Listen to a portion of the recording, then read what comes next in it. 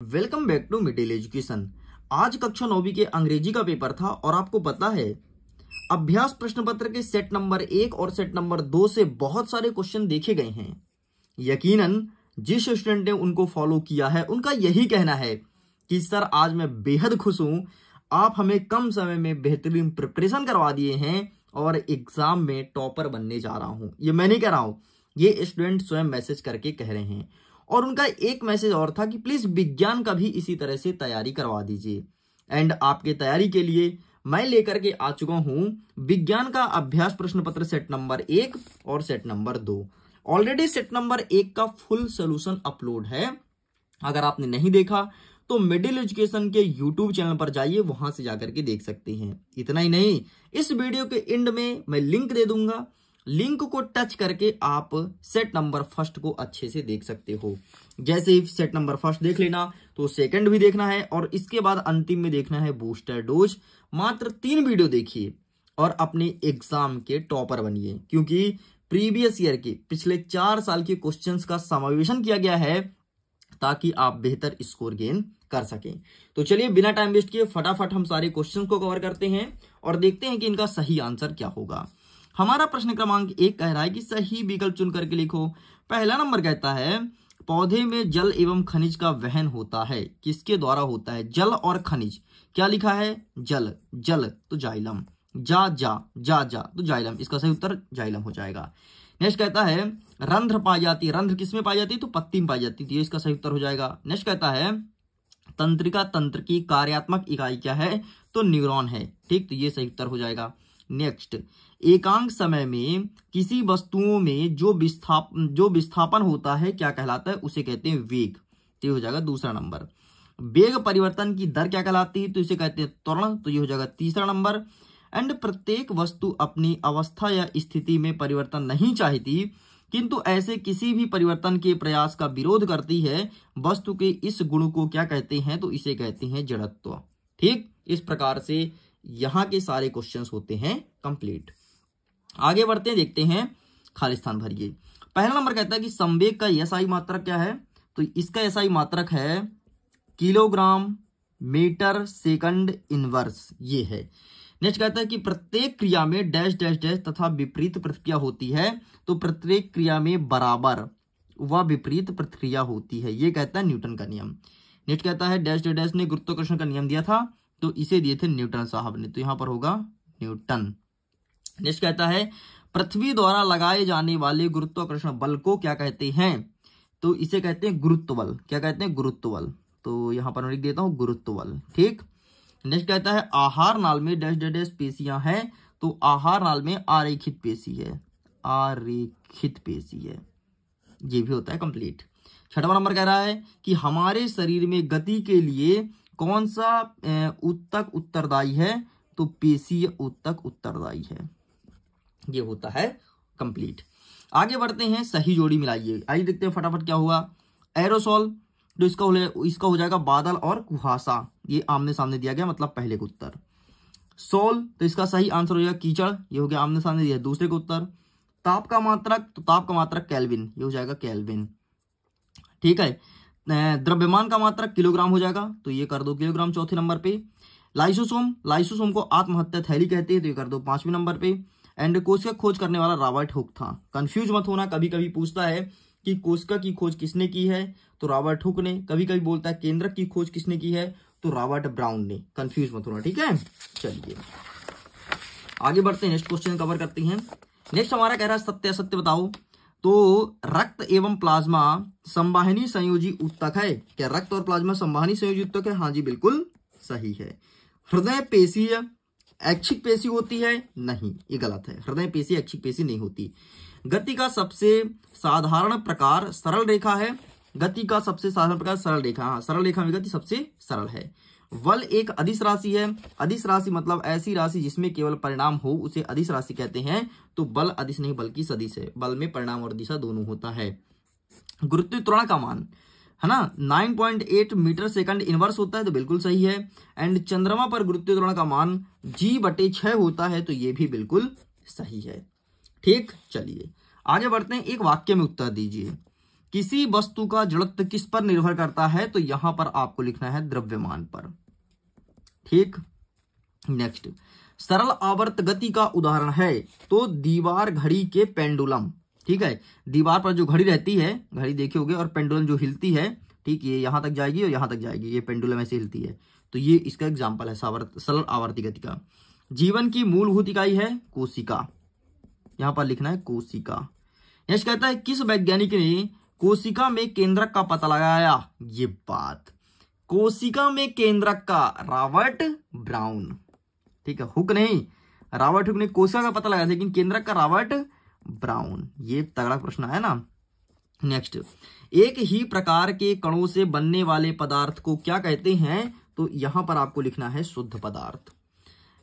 मिश्र धातु पीतल का घटक कौन सा है, तो तांबा और जिंक। तांबा और जिंक को मिलाते हैं तो बनता है आपका पीतल। इस प्रकार से ये होता है कंप्लीट। आगे बढ़ते हैं, प्रश्न क्रमांक 6, औसत चाल किसे कहते हैं, इसका मात्रक और सूत्र लिखिए। अथवा हम कहता है कि चाल और वेग में अंतर बताइए। तो चलिए अब हम आगे क्रमशः सभी प्रश्न के उत्तर को कवर करते हैं। सबसे पहले ऊपर वाला देखते हैं, औसत चाल। तो ये रहा आपके सामने। ठीक है, किसी वस्तु द्वारा तय की गई कुल दूरी को औसत चाल कहते हैं, इतना लिखना है। चाल और वेग में अंतर बोला है, तो अंतर मैं दिखा देता हूं। ये रहा आपके सामने चाल और वेग में अंतर, 2 अंतर दिया है, दोनों अंतर अच्छे से याद कर लेना। चलिए साइड करते हैं। नेक्स्ट कहता है 7वां नंबर, गति में परिवर्तन की दर को कैसे ज्ञात किया जा सकता है, इसका मात्रक लिखो। गति में परिवर्तन की दर को कैसे ज्ञात करेंगे, तो गति में परिवर्तन की दर ये रहा आपके सामने। ठीक, स्क्रीनशॉट ले लो उत्तर का।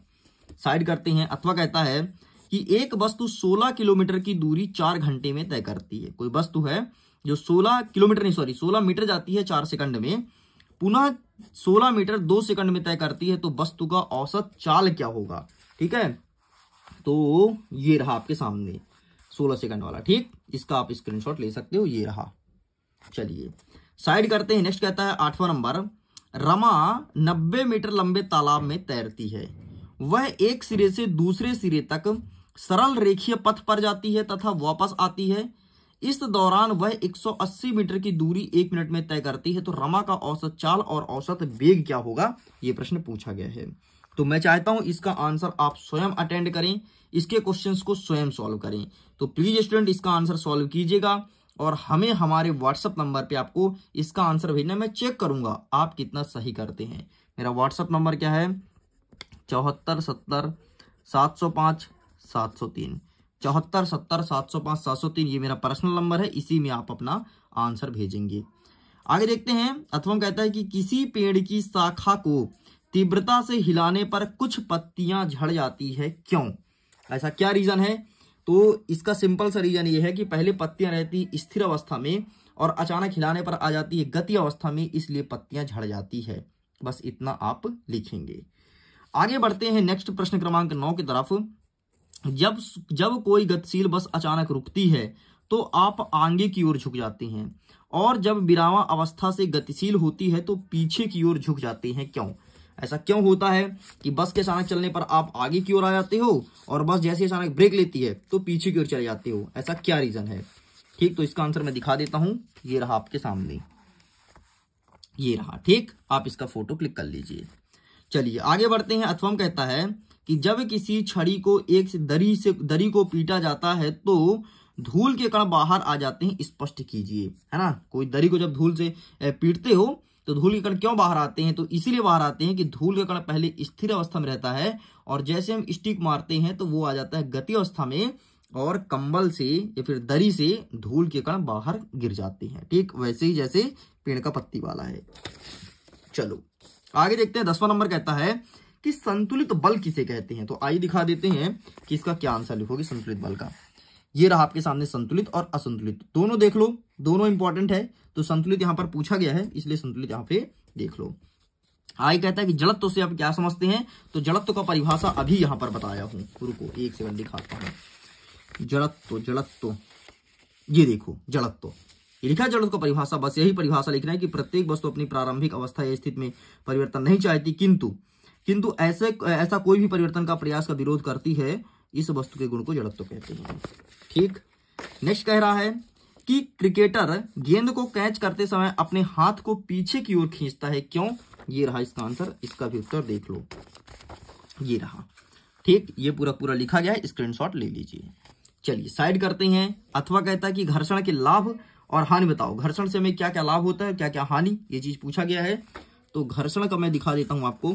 ठीक है, वैसे घर्षण का उत्तर ना मैं आपको पीडीएफ में दूंगा, चलो हटाते हैं। ठीक है, घर्षण के लाभ और हानि इसमें नहीं दिया है। ठीक है, तो इसको ना आपका इसका आंसर पीडीएफ में अवेलेबल करा दिया जाएगा।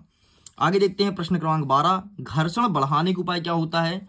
तो सुन लो पहली बात, घर्षण जब भी बढ़ाना है तो ग्रीसिंग करना चाहिए, ग्रीस या तेल डालना चाहिए। दूसरा बात, सतह को चिकना रखना चाहिए हमेशा।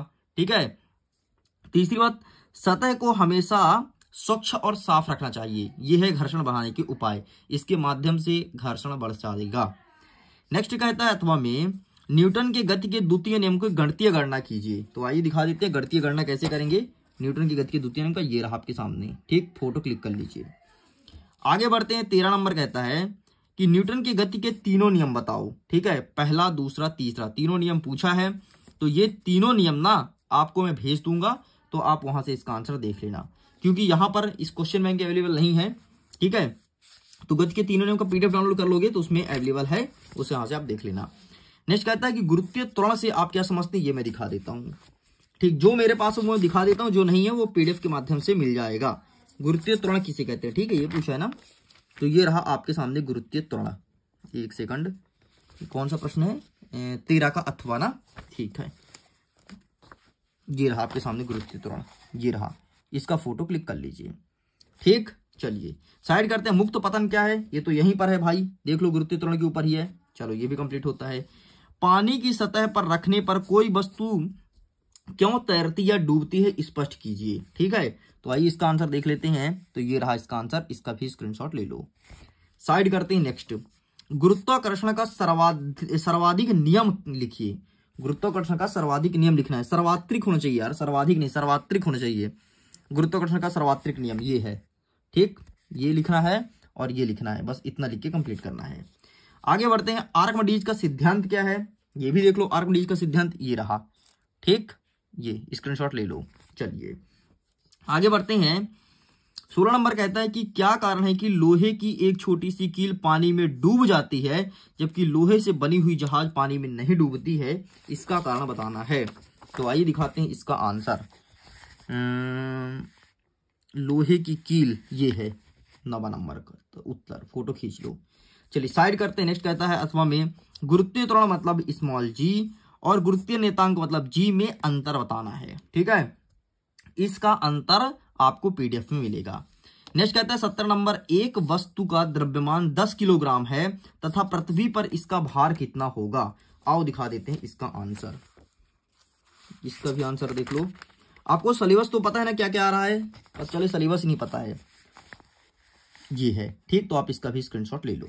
चलिए साइड करते हैं, पेज पलटते हैं, आगे बढ़ते हैं।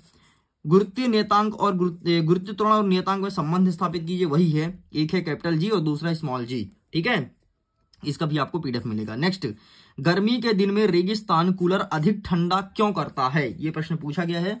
तो आओ इसका आंसर दिखाते हैं कि गर्मी के दिनों में अधिक ठंडा क्यों होता है। ठीक, तो ये रहा 3 नंबर का उत्तर। ठीक, ये लिखा है, क्या बोला, रेगिस्तान बोला है ना, सॉरी, रेत कूलर बोला है। ठीक है, ये ऊपर वाला 2 नंबर वाला रहा। ठीक, ये फोटो क्लिक कर लो। नेक्स्ट इसके अथवा कहता है कि गलनांक को परिभाषित कीजिए। गलनांक क्या होता है? ठीक है, तो गलनांक दिखाते हैं, ये रहा गलनांक आपके सामने, गलनांक और थर्नांक दोनों। नेक्स्ट कहता है 19 नंबर की बाष्पीकरण के दर को प्रभावित करने वाले कारक, और अथवा कहता है कि उपधातु क्या है, किसी एक उपधातु का नाम बताओ। तो आइए इसका भी आंसर हम दिखा देते हैं। ये रहा आपके सामने उपधातु। ठीक, तो इसका फोटो खींच लो। चलिए साइड करते हैं। नेक्स्ट क्या कहता है कि इसमें से भौतिक परिवर्तन और रासायनिक परिवर्तन को अलग अलग करना है, तो आओ करके देखते हैं। पेड़ को काटना, अच्छा, भौतिक में पी लिखूंगा और रासायनिक में सी लिखूंगा। ठीक है, समझ जाना। पेड़ काटना ये पी है, मतलब भौतिक परिवर्तन है। मक्खन का एक बर्तन में पिघलाना, ये आपका पी है। ठीक है, अलमारी में जंग लगना, ये आपका सी है। फलों का सलाद बनाना, ये आपका पी है। ठीक, इस प्रकार से अलग हमने कर दिया। नेक्स्ट कहता है संतृप्त विलयन किसे कहते हैं, ये चीज पूछा गया है। ठीक है, प्लाज्मा झिल्ली को वर्णात्मक पारगम्य झिल्ली क्यों कहते हैं? संतृप्त विलयन और दोनों का उत्तर आपको वहीं पर मिलेगा। लाइसोसोम के कार्य बताइए। ठीक है, तो लाइसोसोम का कार्य कुछ नहीं होता, यहाँ पर आरबीसी और डब्ल्यूबीसी की डेथ होती है, बस यही इनका कार्य है। नेक्स्ट हमारा 22वां नंबर कहता है प्रोकैरियोटिक और यूकैरियोटिक कोशिका में अंतर। तो आओ दिखाते हैं प्रोकैरियोटिक और यूकैरियोटिक कोशिका में अंतर। ये रहा आपके सामने, स्क्रीनशॉट ले लीजिए। ठीक है, चलिए नेक्स्ट कहता है कि हृदय पेशी का नामांकित चित्र बनाइए। तो हृदय पेशी का मतलब हृदय का नामांकित चित्र बनाना है। ठीक है, तो आओ दिखा देते हैं हृदय पेशी का। हृदय का चित्र इसमें नहीं है यार। अरे हृदय की धड़कन, सिंपल सा हृदय का चित्र बनाना है बस, कोई कठिन नहीं है। हृदय का चित्र बनाना है बस। एक सेकंड ना बेटा, जरा रुकिएगा, आपको मैं हृदय का चित्र दिखा ही देता हूँ। हृदय का चित्र सिंपल सा बनाना है यार, बस हृदय बस का बना देना, बस हो गया। ठीक है, एक सेकंड, पेज नंबर थोड़ी देख लेता हूँ, फिर आगे बताता हूँ। ठीक है, ये आपका नहीं है, ये 10th का बुक है, तो ये मत सोचना कि सर 10th की बुक से क्यों दिखा रहे हैं, क्योंकि क्या दिक्कत है, चित्र तो आपको देखना है ना। 55 पेज नंबर पे है, तो कंफ्यूज मत हो तुम। हृदय का चित्र देख लो, हृदय कैसा होता है, तो अपनी धड़कनों को पहचान लो। ये है भैया हृदय पेशी, ये चित्र बनाना है आपको, फोटो क्लिक कर लो। ठीक है, मैं इसलिए दिखा दिया कि हो सकता है तुमको ना मिले, परेशान होना, बाकी पीडीएफ में सब मिलेगा। नेक्स्ट कहता है केपलर के ग्रह गति का नियम बताना है, कि केपलर किस प्रकार से ग्रह संबंधी नियम बताया था। ठीक है, तो केपलर का नियम देखो भैया, ये रहा है आपके सामने केपलर का नियम। ठीक, केपलर 1 सेकंड ना बेटा, ये रहा, ये फोटो क्लिक कर लो, केपलर का ग्रह गति के संबंधी नियम। ठीक है, आगे आपका अथवा कहता है कि मिश्रण और यौगिक में अंतर बताइए। तो ये रहा आपके सामने मिश्रण और यौगिक, तो इसका आप स्क्रीनशॉट ले लो, ये रहा और ये रहा। ठीक, तो इस प्रकार से स्टूडेंट पूरा का पूरा मैंने कंप्लीट कर दिया, प्रश्न 1 से लेकर के, और आपको दिया गया है 23 तक का संपूर्ण उत्तर। ये वीडियो आपको कैसा लगा कमेंट सेक्शन में लिखना जरूर। और अब आपके सामने अपलोड होगा बूस्टर डोज, जिसे देखिए और डेफिनेटली एग्जाम में अच्छा स्कोर गेन करेंगे। वीडियो को एंड करता हूं, एग्जाम के लिए all the best, bye bye.